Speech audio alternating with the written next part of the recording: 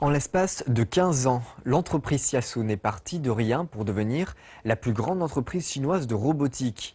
Ses produits vont du bras articulé aux robots de transport ou de service et la demande chinoise est en pleine croissance. Reportage.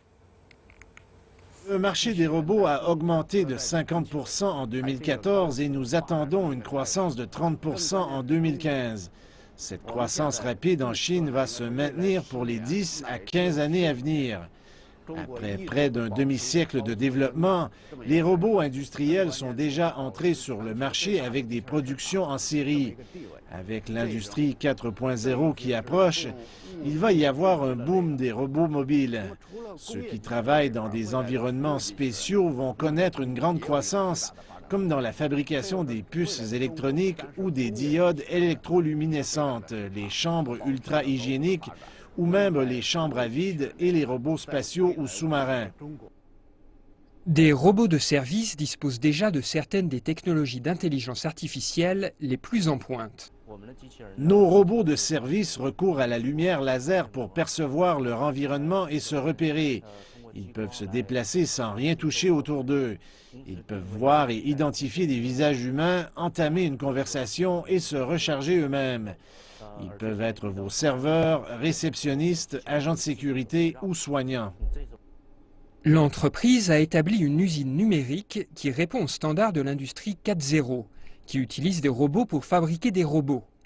Dans cette usine quasi intégralement automatique, des rangées de robots sont occupés à fabriquer leurs semblables, mais bien sûr avec l'aide de travailleurs humains. Cette relation homme-robot est au centre d'un débat mondial, alors que les technologies automatiques devraient remplacer 7 millions d'emplois dans le monde. Nous nous attendons à des remaniements en termes d'emploi d'une ampleur encore plus grande. Mais les gens ne vont pas perdre leur travail. Ils vont le quitter étant donné que ces postes ne permettent pas le bien-être des employés ou leur développement personnel. Nous sommes entrés dans l'ère d'un nouveau modèle de production dans lequel une grande partie des emplois les moins qualifiés seront remplacés par des robots.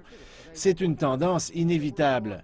Selon nos propres estimations, il n'y a en Chine que 30 robots pour 10 000 travailleurs. Le ratio est de moins d'1%, et ce n'est que la moitié du niveau mondial. Imaginez combien de personnes perdront leur emploi avec une augmentation de 1% du nombre des robots. Mais l'inévitable remaniement des emplois s'accompagne d'une pénurie de travailleurs. La population en âge de travailler en Chine a baissé de près de 5 millions en 2015, la 4e année consécutive de baisse. Il est de plus en plus difficile pour les employeurs de trouver une main-d'œuvre à bas coût. Tous ces facteurs, plus l'arrivée des robots, vont forcer la Chine à améliorer la structure de son économie, même si le processus pourra être douloureux. La Chine fait face à un grand défi puisque nous avons encore du retard sur les 3 premières révolutions industrielles et la 4e révolution arrive à nos portes.